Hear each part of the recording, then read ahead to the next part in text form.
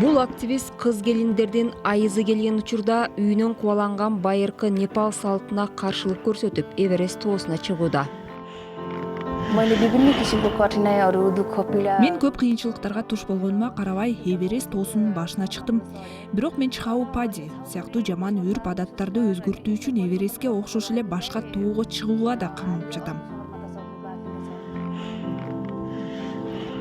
26 жаштагы Сангита талаштуу салтка каршы өзүнүн билдирүүсүн жайылтып чокууга ийгиликтүү чыкты. Чхаупади же этеккир сүргүнү индустардын кылымдан бери келе жаткан каада салты. Анда кыз келиндер айыз учурунда үйлөрүн таштап, сырттагы кепелерде уктоого мажбур болот.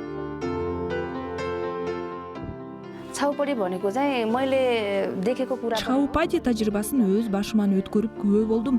Айрым учурда уктоо үчүн астыбызга кургак саманды колдончубуз. Кээде бактарактардын бутактарын кесип, жалбырактарын үстүнө жайып уктачубуз.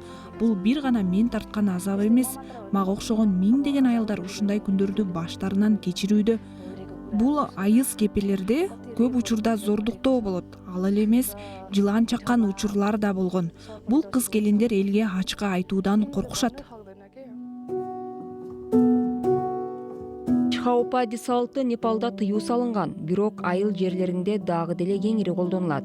Кээ бир учурларда аялдар сууктан же болбосо жылынабыз деп от жагып түтүндөн думугуп каза болушат. Бирок мен үчүн тоого чыгуудан да татаал нерсе биздин коомду мындай салттарга каршы турууга ынандыруу. Айрым жерлердеги айыз кепелерин буздуруп салдым. Ошол кепелерди талкалатып жатканда көптөгөн кордогон сөздөрдү угууга туура келди. Сангита Эверестке чыгуу ага өзгөрүү кылса болооруна жаңы үмүт бергенин айтат. Коомубузда кыздар тоого чыкпаш керек, тоого тийбеш керек деген сыяктуу ашынган ишенимдер бар. Алар чокусуна жете алышпайт, анткени ал жерде жашаган кудайлардын кыжырын келтириши мүмкүн дешет. Чхаупади оңой менен өзгөрбөсө керек, бирок ага каршы күрөш улана берсе өзгөрөт. Баарын өзгөртсө болот.